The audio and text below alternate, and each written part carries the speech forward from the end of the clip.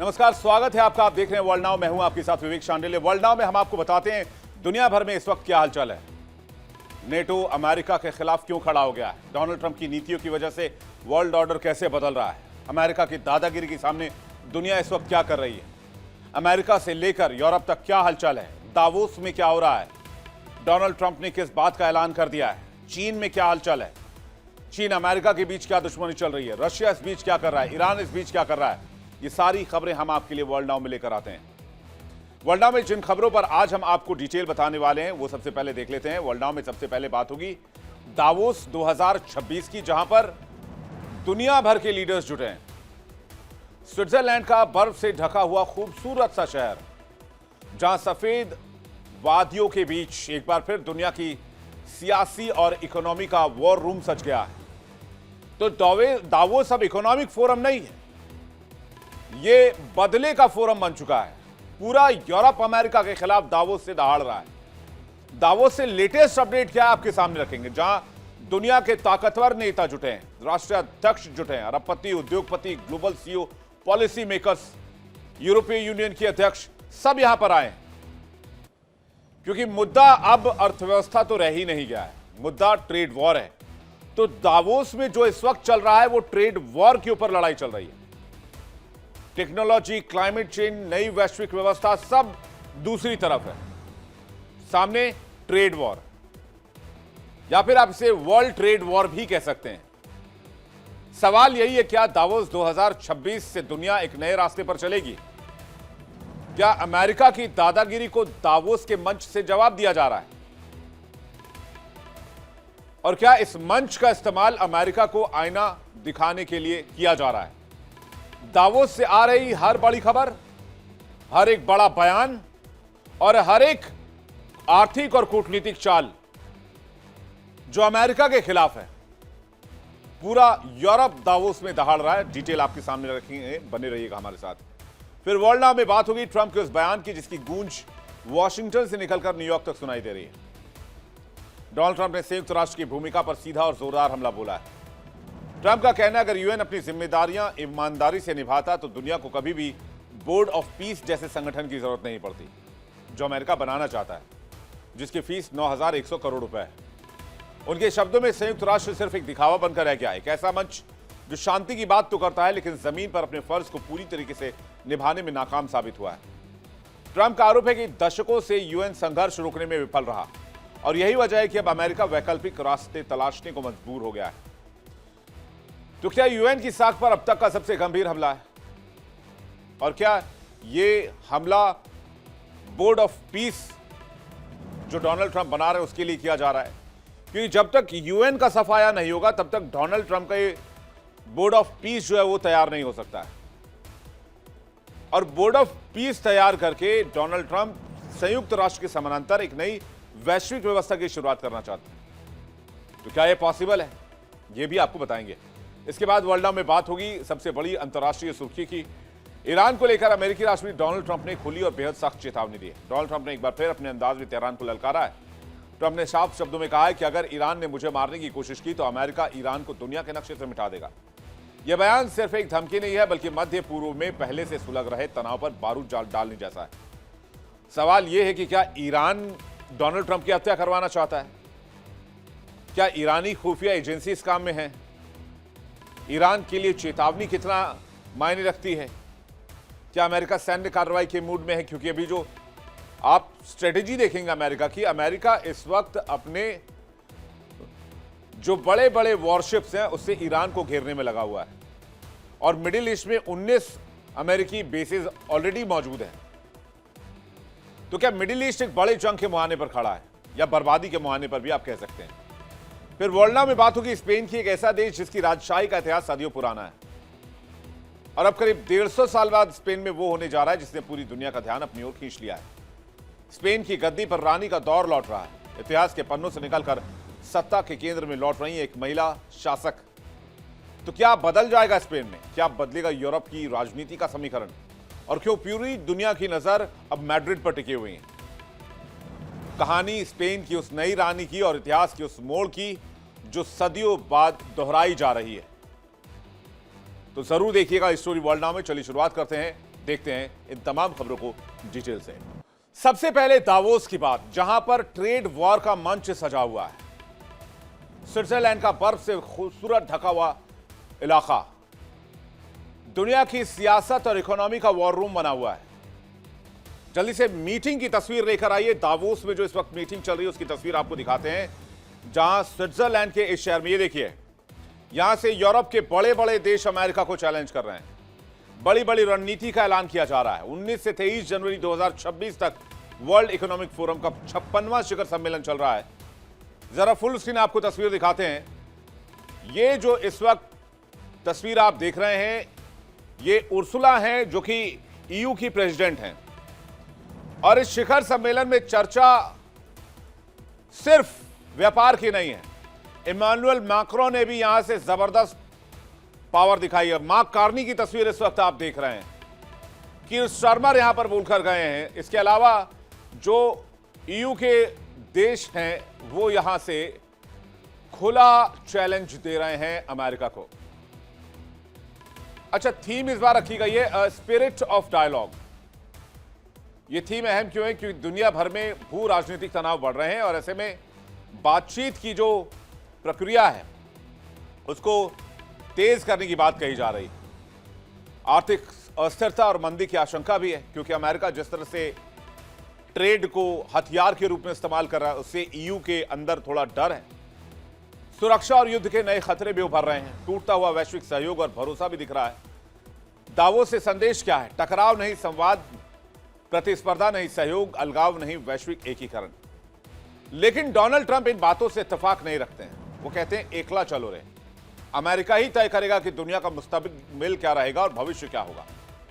मंच से लक्ष्य तो यह है कि देशों के बीच डायलॉग बहाल करना।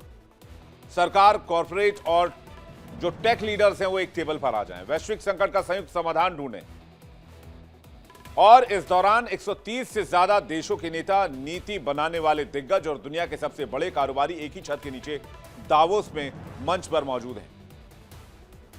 मंच पर एक दूसरे को ललकारने की बात कही जा रही है, तेवर दिखाए जा रहे हैं। पर्दे के पीछे भी यही तनाव है। यानी जब दुनिया बटी हुई है तो दावोस कह रहा है कि अब एक नया वर्ल्ड ऑर्डर बनेगा और इसमें यूरोप भी अपने आर्थिक फायदे को पहले रखेगा। अब वो रिलेशन की बात खत्म हो गई। हर मुल्क अपने फायदे के हिसाब से यहां पॉलिसी बनाना चाहता है। इस बार दावोस इसलिए सिर्फ एक इकोनॉमिक फोरम नहीं रह गया है, यह अमेरिका के खिलाफ एक खुले जंग का ऐलान है। जिस मंच पर दुनिया निवेश और सहयोग की बात करती है, उसी मंच से डोनाल्ड ट्रंप को उन्हीं की भाषा में जवाब दिया जा रहा है। इमानुएल मैक्रों से लेकर मार्क कार्नी तक यूरोप ने वो कर दिखाया है जिस तेवर को आज की जनरेशन ने पहली बार देखा है। दावोस के मंच से एक बात तो क्लियर हो गई है, यूरोप अब ट्रंप की टैरिफ वाली दादागिरी को सहने के मूड में बिल्कुल नहीं है। इसका सबसे बड़ा चेहरा बने हैं फ्रांस के राष्ट्रपति इमैनुअल मैक्रों। मैक्रों ने क्या कहा है आपको सुनवाते हैं। More than 60 wars in 2024, an absolute record, even if I understood a few of them were fixed. And conflict has become normalized, hybrid, expanding into new domains, space, digital, information, cyber, trade, and so on. This is as well a shift towards a world without effective collective governance, and where multilateralism is weakened by powers that obstruct it or turn away from it, and rules are undermined. And I can multiply the examples of international bodies weakened or left by the key economies. We are killing the structure where we can fix the situation and the common challenges we have. Without collective governance, cooperation gives way to relentless competition. Competition from the United States of America through trade agreements that undermine our export interests, demand maximum concessions, and openly aim to weaken and subordinate Europe, combined with an endless accumulation of new tariffs that are fundamentally unacceptable, even more so when they are used as leverage against territorial sovereignty. तो macro साफ कह रहे हैं कि अब दबदबे की, दादागिरी की बात चल रही है। दबंगई की भाषा का इस्तेमाल किया जा रहा है। मैक्रो ने साफ कहा है कि अमेरिका ने टैरिफ वॉर छेड़ा तो यूरोप बाजूका एक्शन से जवाब देगा, यानी जवाब नहीं पलटवार होगा।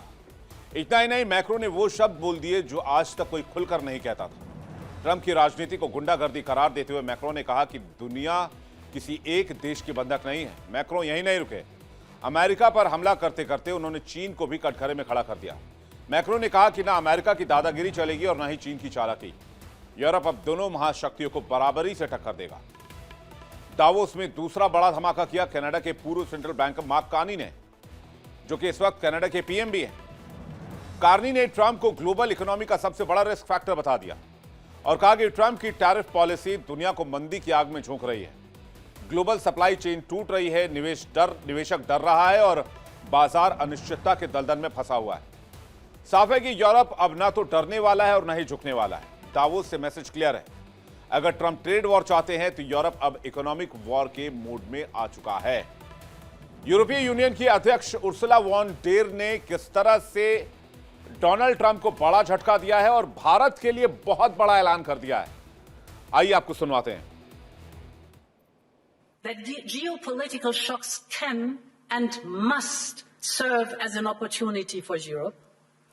And in my view, the seismic change we are going through today is an opportunity, in fact, a necessity, to build a new form of European independence. So my point is, if this change is permanent, then Europe must change permanently too. It is time to seize this opportunity and build a new independent Europe. And right after Davos, the next weekend, I will travel to India. There's still work to do, but we are on the cusp of a historic trade agreement. Indeed, some call it the mother of all deals. One that would create a market of 2 billion people, accounting for almost a quarter of global GDP. And crucially, that would provide a first-mover advantage for Europe with one of the world's fastest-growing and most dynamic continents. Europe wants to do business with the growth centers of today and the economic powerhouses of this century, from Latin America to the Indo-Pacific and far beyond. Europe will always choose the world, and the world is ready to choose Europe. Ursula von der ने साफ कर दिया कि EU Bharat के साथ एक ऐसी deal को अंजाम देने जा रहा है जिसके वर्ज पर है, जिसके एक तरह से फाइनलाइज होने की प्रक्रिया पूरी होने वाली है। जो डील ही नहीं होगी वो मदर ऑफ ऑल डील होगी, यानी कि अब तक का सबसे बड़ा इकोनॉमिक डील होने जा रही है या ट्रेड एग्रीमेंट होने जा रहे हैं इस वक्त ईयू और भारत के बीच में, जिसकी जानकारी उर्सुला वॉन डेर ने दी। क्या लगता है आपको, इसको डोनाल्ड ट्रंप हजम कर पाएंगे? ईयू का शिफ्ट होना यूएस से भारत की तरफ एक तो भारत में बहुत बड़ी अपॉर्चुनिटीज के द्वार को खोलेगा। इस बयान को बहुत हल्के में मत लीजिए। यह भारत की उभरती हुई ताकत, फास्टेस्ट ग्रोइंग जीडीपी की ताकत, बहुत वाइब्रेंट 1.4 बिलियन पीपल का मार्केट, इसमें पूरी दुनिया को इस वक्त अपॉर्चुनिटी दिख रही है, ईयू को भी दिख रही है। और ईयू इस वक्त ये कह रहा है, यूरोपियन यूनियन कह रहा है कि ये हमें फर्स्ट मूवर एडवांटेज मिलेगा। यानी कि जो निवेश ईयू इस वक्त इंडिया में देख रहा है और जिस तरह से भारत में अपॉर्चुनिटी दिख रही है ईयू को, उससे बहुत एक्साइटेड है यूरोपीय यूनियन। और ये सबसे बड़ा झटका है डोनाल्ड ट्रंप के लिए, क्योंकि डोनाल्ड ट्रंप इकोनॉमिकली चोक करना चाहते हैं पूरी दुनिया को, ईयू को, इंडिया को, बाकी के अपने अलाइज को, सिर्फ और सिर्फ ट्रेड का डर दिखाकर, ट्रेड डील कराकर, टैरिफ का प्रेशर बनाकर। और इसलिए दावोस के मंच से हर कोई सिर्फ जवाब देना चाहता है तो यूएस को देना चाहता है। सीधा सवाल जवाब अमेरिकी राष्ट्रपति ट्रंप से। और आपको बता दें, ट्रंप का संबोधन भी बहुत जल्द दावोस में होने वाला है, उसके बारे में भी आपको अपडेट देंगे। लेकिन सिर्फ ईयू ही नहीं, दावोस में वर्ल्ड इकोनॉमिक फोरम के मंच से चीन ने दुनिया को दो टूक चेतावनी दी और खुला न्योता भी दिया, यानी एक पंथ और दो काज। चीन के उप प्रधानमंत्री हे लिफेंग ने अपनी विशेष संबोधन में साफ तौर पर कहा कि टैरिफ वॉर में कोई भी जीतता नहीं है, नुकसान पूरी वैश्विक अर्थव्यवस्था का होता है। उन्होंने कहा कि चीन अपने दरवाजे दुनिया के लिए और ज्यादा खोलेगा, खासतौर पर सर्विस सेक्टर में बड़े स्तर पर विस्तार की तैयारी है। निवेश, व्यापार और सहयोग तीनों मोर्चों पर चीन खुद को एक मजबूत ग्लोबल प्लेयर के तौर पर पेश करना चाहता है। चीन के प्रधानमंत्री ने बिना किसी देश का नाम लिए हुए लेकिन बेहद सधे और तीखे अंदाज में कहा कि ट्रेड पर टैरिफ थोपना आसान है, लेकिन उससे किसी की जीत नहीं होती। यह बयान ऐसे वक्त में सामने आया है जब दुनिया एक बार फिर ट्रेड वॉर और प्रोटेक्शनिज्म की आग में झुलसती दिख रही है, साम्राज्यवाद, इंपेरियलिज्म की आग में जलती हुई दिख रही है। दावोस के मंच से चीन ने यह भी जता दिया कि वो खुद को डिस्कनेक्ट नहीं बल्कि रे एंगेज करना चाहता है।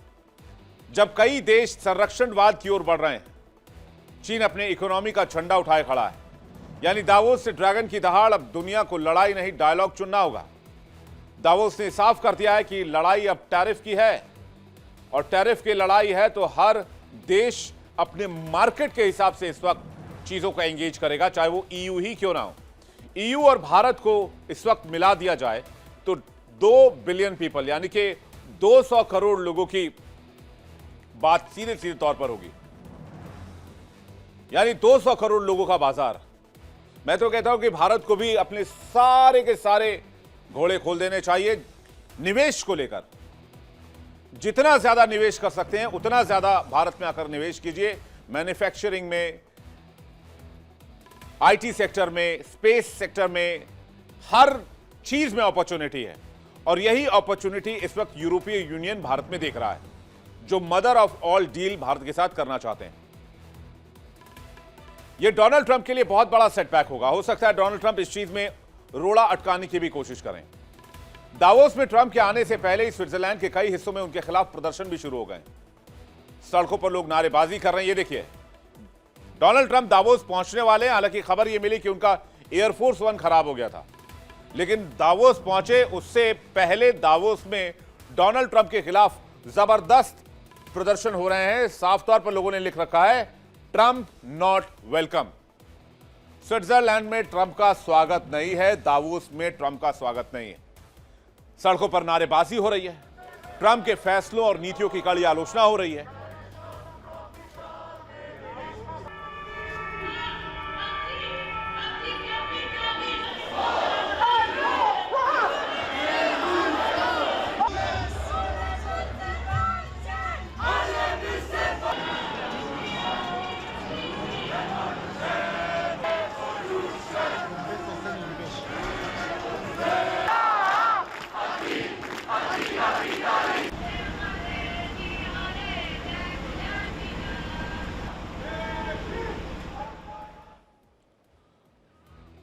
कहते हैं दावोस के बर्फ से ढके पहाड़ों पर प्रोजेक्टर से ट्रंप की एक विशाल तस्वीर उकेरी गई, जो किसी कॉमेडी शो से कम नहीं थी। इस तस्वीर में ट्रंप को डॉलर की गड्डियां हाथ में थामे अजीबोगरीब तरीके से हंसते हुए दिखाया गया था। तस्वीर के साथ लिखा था, स्पिरिट ऑफ प्लूटोक्रेसी, जो साफ तौर पर संदेश दे रहा था कि ट्रंप की आर्थिक नीति केवल अमीरों और पूंजीपतियों के लिए। इसी बीच ग्रीनलैंड ने एक तस्वीर जारी की। उस तस्वीर में 2 लोग ड्रग्स के नशे में धुत दिखाई दिए, और उसके नीचे ग्रीनलैंड ने कैप्शन लिखा, bringing American culture to Greenland. दुनिया भर में इस वक्त डोनाल्ड ट्रंप की नीतियों का मजाक बनाया जा रहा है, तंज किया जा रहा है, और दावोस से ट्रंप के टैरिफ युद्ध को खुली चुनौती दे रहे हैं लोग। यहां तक कि फ्रांस के राष्ट्रपति मैक्रो ने ट्रंप को गुंडा तक कह दिया। इस बीच अमेरिकी राष्ट्रपति का दावोस पहुंचना भी ड्रामे से कम नहीं रहा। जब राष्ट्रपति स्विट्जरलैंड के दावोस के लिए रवाना हुए तो आसमान में ही उनके मिशन को झटका लग गया। दावोस जा रहे ट्रंप का एयरफोर्स 1 खराब हो गया। मंगलवार शाम करीब 1 बजे के आसपास का वक्त रहा होगा, दोपहर का, जब यह प्लेन टेक ऑफ करने वाला था। उससे पहले खराब हो गया और वापस शाम में इसे लैंड कराना पड़ा। करीब 1 घंटा उड़ान समय था। कह रहे हैं कि एयरफोर्स वन में इलेक्ट्रिकल फॉल्ट आ गई, जॉइंट बेस एंड्रयूज पर वापसी करानी पड़ी। इलेक्ट्रिकल फॉल्ट की पुष्टि व्हाइट हाउस ने की, लेकिन मैं यह मानता हूं कि ऐसा कैसे हो सकता है कि कोई भी फ्लाइट जो अमेरिकी राष्ट्रपति के लिए फ्लाई करने के लिए तैयार है, उसके 100 ऑफ पैरामीटर्स होते होंगे जिस पर ओके चेक किया जाता होगा, तब जाकर उस पर अमेरिकी राष्ट्रपति फ्लाई करते होंगे। तो ऐसा कैसे हो सकता है कि फ्लाई करने के बाद कोई इलेक्ट्रिकल फॉल्ट आ जाए या टेक्निकल फॉल्ट आ जाए? कहीं ऐसा तो नहीं कि दावोस में अमेरिका अपने खिलाफ माहौल को देखते हुए दावोस ट्रंप जाना ही नहीं चाहते थे? तो राष्ट्रपति के विमान में उड़ान के दौरान तकनीकी खराबी का तो सवाल ही नहीं उठता। हालांकि यही दावा किया जा रहा है और इसके बाद सिक्योरिटी प्रोटोकॉल के तहत प्लेन को बीच रास्ते से ही वापस मोड़ दिया गया। इसके बाद व्हाइट हाउस में काफी देर तक हलचल मची रही। सूत्रों के मुताबिक सुरक्षा एजेंसियों ने कोई जोखिम नहीं लिया और विमान को वॉशिंगटन डीसी के इलाके में सुरक्षित उतार लिया गया। दुनिया की सबसे ताकतवर कुर्सी और उसके राष्ट्रपति का सबसे सुरक्षित माने जाने वाला विमान एयरफोर्स वन। लेकिन एयरफोर्स वन को ही जब आसमान से लौटना पड़े तो सवाल उठने लाजमी है। यह कोई आम विमान नहीं है, यह सिर्फ एक प्लेन भी नहीं है, यह अमेरिका की सत्ता, ताकत और युद्ध क्षमता का उड़ता हुआ सबूत है। इसका नाम है एयरफोर्स वन। एक विमान जो परमाणु हमले को भी झेल सकता है, एक विमान जो हवाई अटैक को भी झेल सकता है, एक विमान जो घंटों आसमान में रह सकता है, ऐसा विमान जिसे हवा में ही रिफ्यूल किया जा सकता है। और इस विमान में बैठा शख्स दुनिया की तकदीर बदलने का बटन दबा रहा है। एयरफोर्स वन की ताकत क्या है? यह उड़ता हुआ व्हाइट हाउस है, दुनिया का सबसे सुरक्षित विमान है। अमेरिकी राष्ट्रपति का आधिकारिक विमान इसे कहते हैं। बोइंग VC-25A B747-200 पर बना हुआ है। यह उड़ता हुआ कमांड एंड कंट्रोल सेंटर भी है। परमाणु जंग की स्थिति आ जाए तो भी अडिग रहता है, क्योंकि इसमें इलेक्ट्रोमैग्नेटिक पल्स शील्ड लगा हुआ है। परमाणु हमले के बाद भी सिस्टम एक्टिव रहते हैं। मिसाइल से सुरक्षा के लिए anti missile defence system, radar jammer, player system और दुश्मन की मिसाइल को डॉज करने की भी ताकत है इसमें। हवा में ही रिफ्यूल किया जा सकता है, मिड एयर रिफ्यूलिंग कैपेसिटी है। जरूरत पड़ने पर कई दिनों तक यह हवा में फ्लाई कर सकता है। युद्ध के समय जमीन पर उतरने की भी जरूरत नहीं है। हाईटेक कम्युनिकेशन लगा है, दुनिया के किसी भी कोने से सीधा संपर्क हो सकता है। Nuclear submarine pentagon white house से लिंक्ड है सिक्योर सैटेलाइट कम्युनिकेशन के जरिए। यह उड़ता हुआ वॉर रूम भी है, फुल्ली इक्विप्ड ऑपरेटिंग रूम है। सीक्रेट मीटिंग और सैन्य फैसले यहीं से लिए जा सकते हैं। संकट के समय राष्ट्रपति यहीं से अपना ऑफिस चला सकते हैं कई दिनों तक। और काफी लग्जरी भी है। 100 से ज्यादा लोगों के लिए खाना बनाने की फैसिलिटी है, मेडिकल फैसिलिटी है, इमरजेंसी बेड लगे हुए हैं, अलग अलग जोन बने हुए हैं। प्रेस जोन अलग है, सिक्योरिटी जोन अलग है, स्टाफ जोन अलग है। इसे सुरक्षा का भेद्य किला भी कहते हैं। खिड़कियां, बुलेट प्रूफ केबिन पूरी तरीके से सील है। साइबर अटैक से भी सुरक्षा है इसको। तो अब आप बताइए, क्या इसमें तकनीकी खामी की वजह से फ्लाई करने के बाद इसे रोका जा सकता है, या दावोस से पहले बढ़ते दबाव का संकेत है? उस चैलेंज को डोनाल्ड ट्रंप फेस नहीं करना चाहते। दावोस में मूव आए उनके सामने खड़ा है। इस विमान की खास बात यह है कि इसको हाल के दिनों में सबसे ज्यादा 9/11 के अटैक के बाद इस्तेमाल किया गया था। जॉर्ज बुश उस समय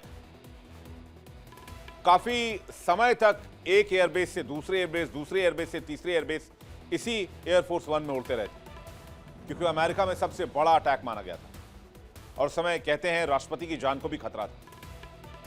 खैर, व्हाइट हाउस कह रहा है इसी एयरफोर्स वन में जो न्यूक्लियर हमले को भी टैकल कर सकता है, उस समय भी एक्टिव रह सकता है, इसमें टेक्निकल फॉल्ट हो गया, और वो भी राष्ट्रपति के चढ़ने के बाद। या तो व्हाइट हाउस को लगता है कि दुनिया बेवकूफ है, या फिर व्हाइट हाउस को यह लगता है कि वो जो कहेंगे उसको पूरी दुनिया मान लेगी। जब दावोस में ट्रंप के नाम से पूरा यूरोप उखड़ा हुआ है, चीन चौकन्ना है, ग्लोबल मार्केट अलर्ट मोड पर है। टैरिफ वॉर की धमकी दी जा रही है, नेटो पर दबाव है, नए नए ट्रेड डील की बात की जा रही है। कोई चाइना के साथ दिलचस्पी दिखा रहा है, कोई भारत के साथ जुड़ना चाहता है, पूरा ईयू भारत के साथ कनेक्ट होना चाहता है। तो डोनाल्ड ट्रंप का अमेरिका फर्स्ट कहां चलेगा? और वो चेतावनी दे रहे हैं। ट्रंप के भाषण से पहले दुनिया सख्त सवालों को लेकर तैयार थी। दावोस में माहौल बहुत गर्म है। डोनाल्ड ट्रंप को वक्त चाहिए दावोस में माहौल बनाने के लिए, और यही वजह रही कि अमेरिकी राष्ट्रपति डोनाल्ड ट्रंप ने शायद इस यात्रा को थोड़ा डिले कर दिया।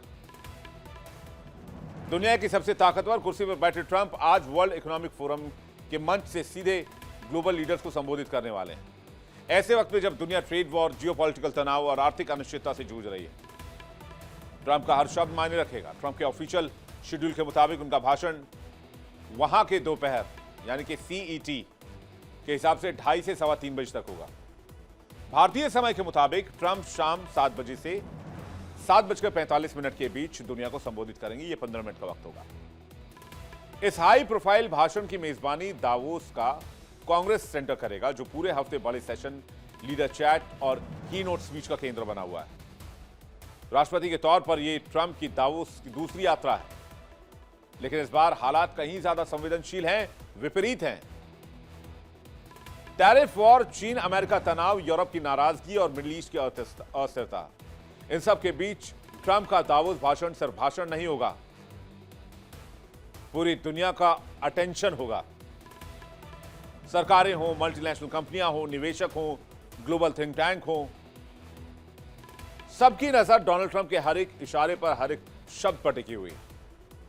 सवाल बड़ा है, क्या ट्रंप संवाद की राह चुनेंगे या टकराव के रास्ते पर ही रहेंगे? हालांकि जिस तरह के आसार दिख रहे हैं, डोनाल्ड ट्रंप फिलहाल किसी तरह के नरमी के मूड में नहीं है, और उनका अगला कदम क्या होगा यह भी प्रेडिक्ट कर पाना बहुत मुश्किल है। तो क्या अमेरिका फर्स्ट की गूंज फिर से दावोस में सुनाई देने वाली है? हां, कयास इसी बात को लेकर लगाए जा रहे हैं।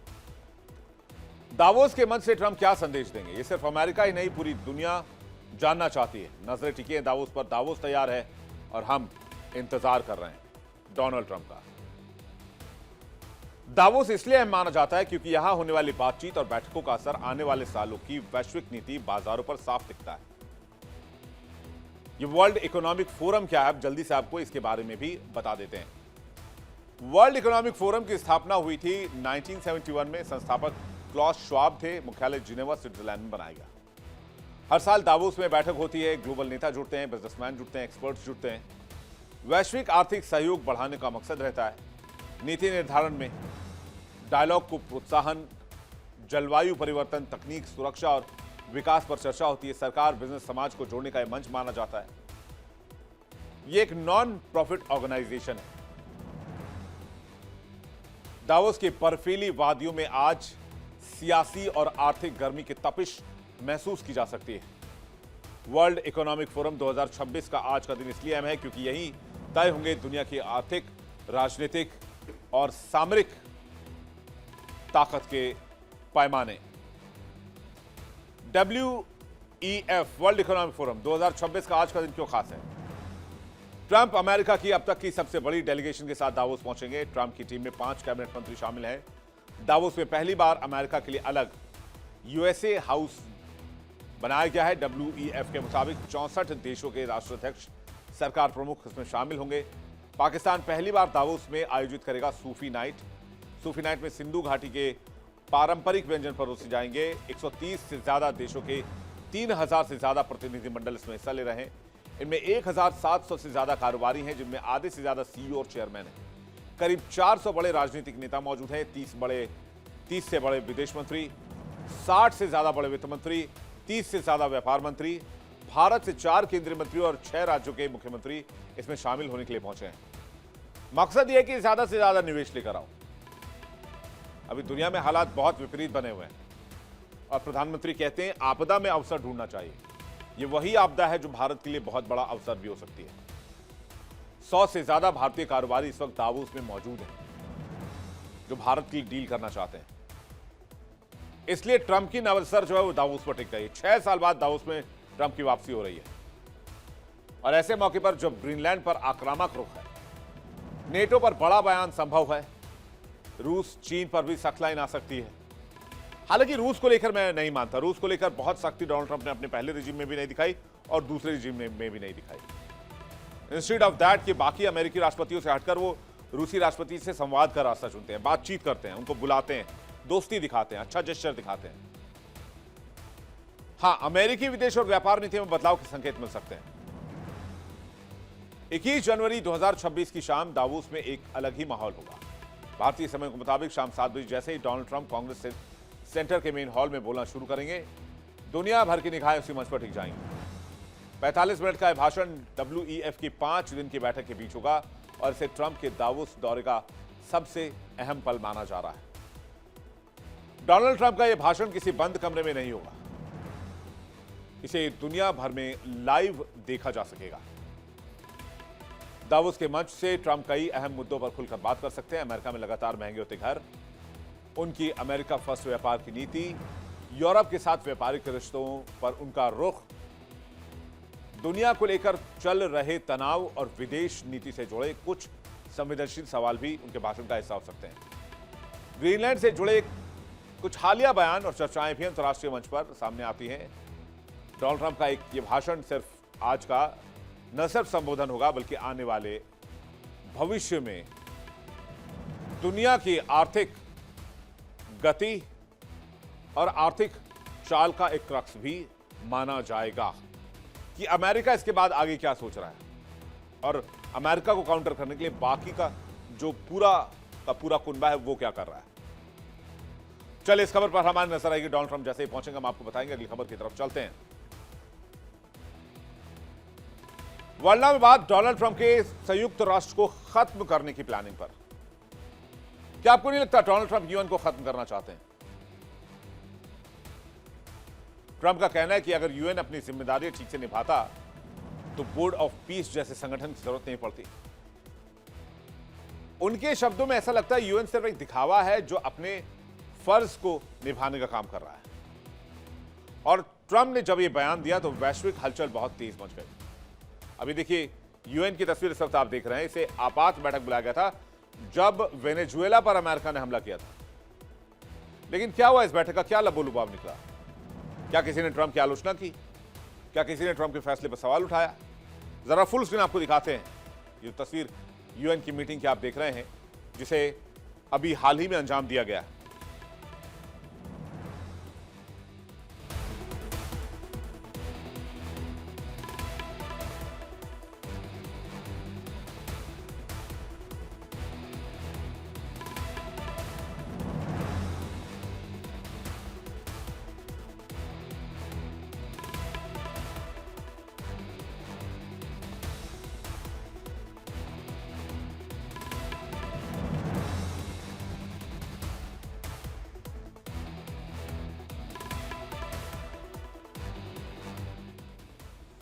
डोनाल्ड ट्रंप कहते हैं यूएन सिर्फ दिखावा है जो अपने फर्ज को बचाने में नाकाम रहा है, निभाने में नाकाम रहा है। ट्रंप के इस बयान से वैश्विक स्तर पर हलचल मच गई है। ट्रंप ने साफ कर दिया उन्हें संयुक्त राष्ट्र के फैसलों और कामकाज पर गहरा संदेह है। वो अब यूएन को पैसा नहीं दे सकते।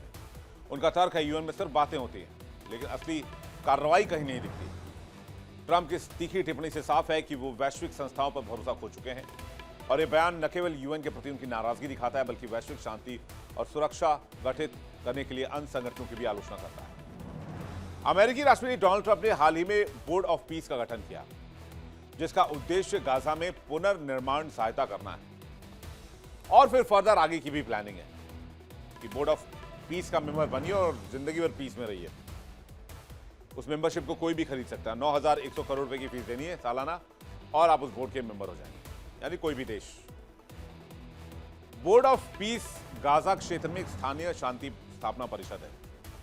इसका मकसद क्षेत्रीय संघर्षों को सुलझाना है और हिंसा को रोकना है।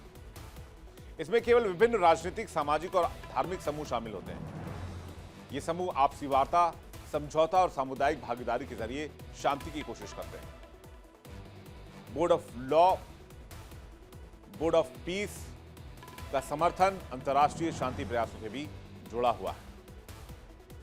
ट्रंप से जब एक प्रेस कॉन्फ्रेंस में सवाल किया गया कि वो चाहते हैं कि बोर्ड ऑफ पीस संयुक्त राष्ट्र का स्थान ले, तो ट्रंप ने कहा हाँ ये हो सकता है। संयुक्त राष्ट्र बहुत मददगार साबित नहीं हुआ है। मैं संयुक्त राष्ट्र की क्षमताओं का बड़ा समर्थक हूं, लेकिन ये कभी अपनी पूरी क्षमता के अनुसार काम कर ही नहीं पाए। जिस बैठक में ये बात ट्रंप ने कही, ये प्रेस वार्ता तकरीबन 105 मिनट तक चली। अमेरिका ने हाल ही में बोर्ड ऑफ पीस का गठन किया है और उन्होंने कहा कि मुझे लगता है ये वाकई शानदार साबित होने जा रहा है। अगर संयुक्त राष्ट्र ने अधिक कदम उठाए तो शायद इसकी जरूरत नहीं होती। ट्रंप ने कहा कि उन्होंने अपने दूसरे कार्यकाल में पहले साल में 8 युद्धों को सुलझाया, लेकिन संयुक्त राष्ट्र ने किसी भी युद्ध में उनकी मदद नहीं की।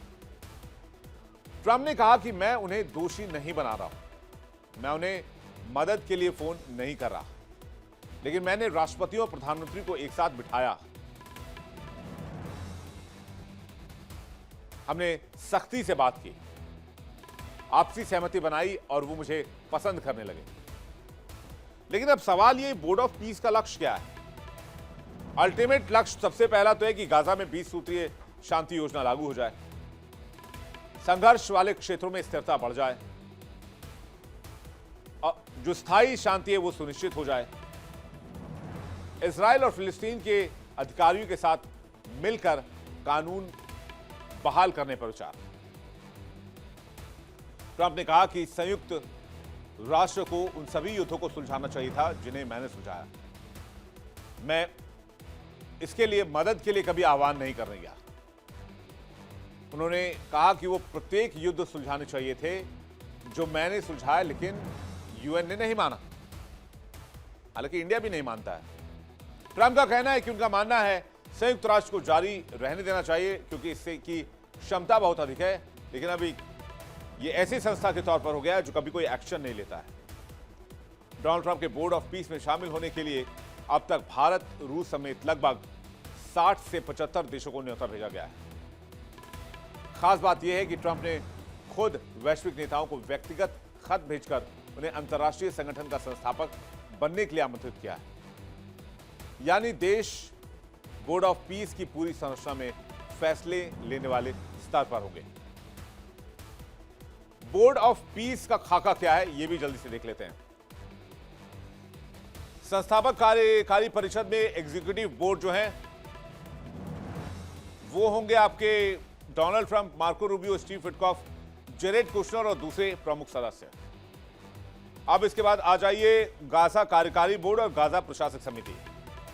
तो गाजा कार्यकारी बोर्ड में गाजा के मुख्य सदस्य Steve Witkoff, Jared Kushner, UAE, Qatar, तुर्की, मिस्र, जॉर्डन और आदि देशों की प्रतिनिधि भी इसमें रहेंगे। अब आ जाइए गाजा प्रशासक समिति पर। गाजा में मुद्दों को देखने वाली 12 सदस्यीय टीम बनाई जाएगी। यूएई, कतर, तुर्की, इजिप्ट सहित अरब और क्षेत्रीय जो देश है उनका प्रतिनिधित्व तो यहां पर रहेगा। यानी कि इस पूरे सिस्टम में आप कहीं भी यूएन नहीं देख रहे होंगे। यूएन से कोई लेना देना ही नहीं है। कहते हैं यूएन फ्लॉप है। ऐसे एक दिन कह रहे थे कि भाई भारत की जो जीडीपी और डेड जीडीपी, भारत की इकोनॉमी डेड इकोनॉमी है। अब कल ईयू की अध्यक्ष जो हैं उर्सुला वॉन डर, उन्होंने कहा कि one of the most fastest economy, growing economy और डायनेमिक इकोनॉमी है। तो क्या ये बात डोनाल्ड ट्रंप को नहीं दिख रही या वो सब कुछ सोच समझ के कर रहे हैं? डोनाल्ड ट्रंप की तरफ से भारत को बोर्ड ऑफ पीस में शामिल होने का न्योता देने के पीछे कई रणनीतिक और कूटनीतिक कारण भी है। ट्रंप की चिट्ठी में लिखा गया है कि बोर्ड ऑफ पीस में भारत जैसे प्रभावशाली देशों की भागीदारी अनिवार्य है। ट्रंप ने भारत को उन प्रतिष्ठित राष्ट्रों के समूह का हिस्सा बताया है जो स्थायी शांति बनाने की नेक जिम्मेदारी उठाने और आने वाली पीढ़ियों के लिए एक सुरक्षित भविष्य में निवेश करने के लिए तैयार है। यानी डोनाल्ड ट्रंप चाहते हैं कि हम गाजा में पीस लेकर आए, लेकिन डोनाल्ड ट्रंप ये नहीं चाहते बगल में पाकिस्तान जो बैठा हुआ जो दिन रात आतंकी हमले कराता है, आतंकी प्लानिंग करता है, उसको लेकर खुल के कहें कि आप वहां पर भी अपना पीस प्लान चालू कर दीजिए। क्योंकि पीओके में भी पीस प्लान चाहिए, बलूचिस्तान में चाहिए, खैबर पख्तूनख्वा में चाहिए, सराइकी में चाहिए। हालांकि डोनाल्ड ट्रंप ने चिट्ठी जारी किया है, उसमें कहा गया है कि यह सम्मान उन देशों के लिए आरक्षित है जो उदाहरण पेश करके नेतृत्व करने के लिए तैयार है। और ट्रंप की तरफ से प्रधानमंत्री नरेंद्र मोदी को भी ये न्योता ऐसे समय में भेजा गया है जब भारत अमेरिका के रिश्तों में टैरिफ और दूसरे मुद्दों को लेकर तनाव। ऐसे में अमेरिकी प्रशासन ऐसे न्योते के जरिए भारत को अहम वैश्विक मुद्दों से जोड़े रखने की कोशिश कर रहा है। भारत में अमेरिका के राजदूत सर्जियो गोर ने भी इसे लेकर पोस्ट किया है और संकेत दिया है कि अमेरिका की रणनीति में भारत एक अहम साझेदार है, क्योंकि भारत में वैश्विक व्यापार मुद्दों से जुड़ी think tank global trade research initiative GTRI के मुताबिक इस बोर्ड में शामिल होने से भारत की बहुपक्षवाद और फिलिस्तीनी आत्मसमर्पण को लेकर उसकी पारंपरिक कूटनीतिक विश्वसनीयता प्रभावित हो सकती है। रिपोर्ट में चेतावनी दी गई है कि पुनर्निर्माण बोर्ड के नाम पर रियल एस्टेट प्रोजेक्ट्स को फिलिस्तीनी अधिकारों और सहमति से ऊपर प्राथमिकता दी जा सकती है। आज की तारीख में गाजा की जो स्थिति है बहुत खतरनाक है। गाजा की तस्वीर हो तो प्लीज स्क्रीन पर लेकर आए। उसको रिबिल्ड करने की बात कर रहे हैं। ये देखिए गाजा की तस्वीर, जरा मैं फुल स्क्रीन आपको दिखाता हूं। यहां पीस प्लान डालना चाहते हैं डोनाल्ड ट्रंप। मैं कहता हूं पीस लाने के लिए बचाई क्या है?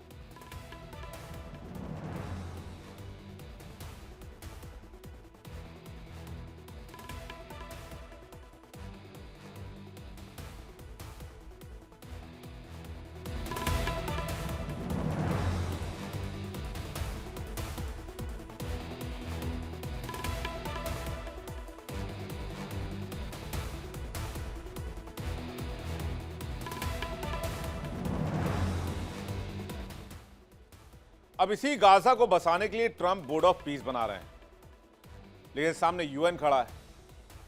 अब दोनों को वर्सेस करा दिया जाए तो क्या स्थिति बनती है, ये देखते हैं।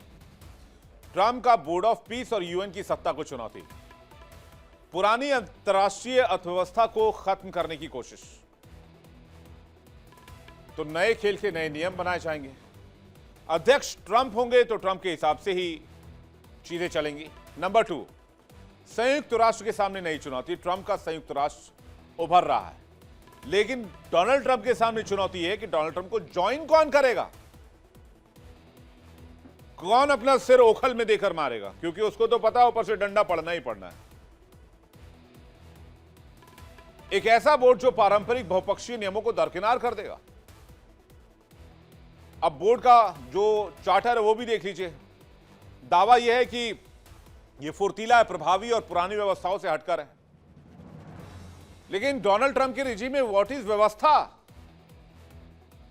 ना खाता ना भाई। डोनाल्ड ट्रंप जो कहें वही सही। सारे नियम कायदे कानून चार्टर ध्वस्त। वो कहेंगे मैंने जो कह दिया वही होगा, ये मेरा फैसला है। इसलिए यूएन के लोकतांत्रिक फैसलों की हत्या करने की कोशिश है। और जैसा कि मैं आपको कह रहा था, नंबर 4 पर आइए। डोनाल्ड ट्रंप के पास वीटो पावर।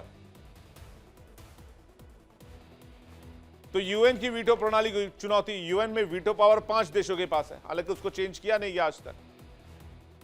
जो पावर में नहीं है उनके पास भी वीटो पावर है, जबकि भारत के पास वीटो होना चाहिए। यूएनएससी की परमानेंट सदस्यता होनी चाहिए। खैर, तो डोनाल्ड ट्रंप के पास वीटो पावर, लेकिन यहां सिर्फ डोनाल्ड ट्रंप के पास वीटो पावर है। और अगर इनका पीस बोर्ड बन जाता है तो ये वैश्विक शांति को भी खतरे में डालेगा और अमेरिका के वर्चस्व को भी बढ़ाएगा। कहते हैं पुरानी संप्रभुता और अंतर्राष्ट्रीय कानूनों का अंत हो जाएगा। बोर्ड ऑफ पीस के लेन देन वाले सौदे यूएन के बहुपक्षीय नियमों के खिलाफ होंगे। अंतर्राष्ट्रीय व्यवस्था में बदलाव का आह्वान किया जा रहा है। ट्रंप का बोर्ड ऑफ पीस बनाम संयुक्त राष्ट्र क्या वैश्विक स्थिरता को खतरे में नहीं डालेगा? मैं कहता हूं बिल्कुल डालेगा। डोनाल्ड ट्रंप किसी की बात नहीं सुनेंगे। हो सकता है वो थर्ड टर्म में भी राष्ट्रपति बन जाए। वैसे अमेरिका में थर्ड टर्म में कोई राष्ट्रपति नहीं बन सकता, क्योंकि कानून ही नहीं है। एक व्यक्ति 2 ही बार राष्ट्रपति बन सकता है। लेकिन यूएन को खत्म करके एक पैरेलल संस्था को बनाना और उसमें खुद का ही वीटो लगाना, मैं कहता हूं डोनाल्ड ट्रंप साहब, आपकी संस्था को ज्वाइन कौन करेगा? आपके चेले चपाटों को छोड़ दे, 2-4 मुल्कों को छोड़ दे, तो पाकिस्तान को छोड़ दे। तो पाकिस्तान तो हो सकता है आपके पीस बोर्ड की सदस्यता भी ले ले, वो भी ईएमआई पर। चलिए आगे बढ़ते हैं। वर्ल्ड नाउ में बात करेंगे ट्रंप की ईरान को चेतावनी। अमेरिका के राष्ट्रपति डोनाल्ड ट्रंप ने ईरान को लेकर सख्त बयान दिया है। ट्रंप ने कहा है कि अगर उन्हें मारने की कोशिश होगी तो अमेरिका ईरान को दुनिया के नक्शे से मिटा देगा। अमेरिकी राष्ट्रपति ने यह बात एक टीवी प्रोग्राम में कही। उन्होंने कहा कि मैंने अपने अफसरों को सख्त निर्देश दिए हैं कि अगर कुछ भी हुआ तो ईरान को दुनिया के नक्शे से मिटा दो।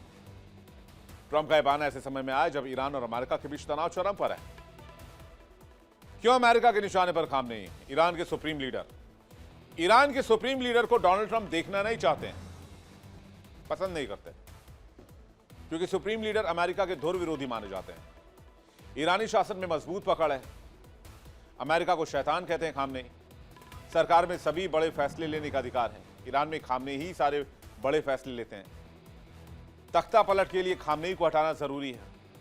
यानी कि खामनेई अमेरिका के गले की वो हड्डी है जिसे अमेरिका ना उगल पा रहा ना निगल पा रहा है। आपको बता दें कि ट्रंप के एक बयान के जवाब में ईरान की सेना के प्रवक्ता जनरल अबुल फजल शिकारची ने कहा था कि ट्रंप जानते हैं कि अगर हमारे सर्वोच्च नेता आयतुल्ला अली खामनेई की तरफ से किसी ने गलत इरादे से हाथ बढ़ाया तो हम न सिर्फ वो हाथ काट देंगे बल्कि उनकी पूरी दुनिया को आग लगा देंगे। ये बात डोनाल्ड ट्रंप को चुभ गई और ये जो बयान है वो डोनाल्ड ट्रंप की उस चेतावनी के बाद आई जिसमें उन्होंने खामनेई के लगभग 40 साल के शासन को खत्म करने की बात कही थी। ट्रंप ने पहले भी ईरान को चेतावनी देते हुए अपने सलाहकारों को निर्देश दिए थे कि अगर ईरान उनके खिलाफ कोई हत्या की साजिश करे तो ईरान को पूरी तरीके से तबाह कर दो। शिकारची का बयान ट्रंप के पॉलिटिको को दिए गए इंटरव्यू के बाद आया, जिसमें ट्रंप ने खामनेई को एक बीमार आदमी बताया था जिसे अपने देश को ठीक से चलाना नहीं आता और वो अपने लोगों को मारते हैं। चलिए इस खबर पर हमारी नजर रहेगी। अगली खबर की बात करते हैं। वर्ल्ड नाउ में बात करेंगे स्पेन की। स्पेन में 150 साल बाद कुछ ऐसा होने वाला है जिसने पूरी दुनिया का ध्यान अपनी ओर खींचा है। स्पेन में लगभग 150 साल में पहली बार एक रानी का शासन होने जा रहा है। राजा किंग फिलिप 6 और रानी लेटिजिया की बेटी राजकुमारी लियोनोर स्पेन की अगली रानी बनने जा रही हैं। 1800 के दशक में शासन करने वाली इजाबेल II के बाद लियोनोर देश की पहली क्वीन रेनेंट बनेगी। 1700 की शुरुआत में हुए वॉर ऑफ स्पेनिश सक्सेशन के हैब्सबर्ग राजवंश को हराकर बूरबॉन राजवंश ने स्पेन की सत्ता संभाल ली थी और तब से यहां उन्हीं का शासन चल रहा है।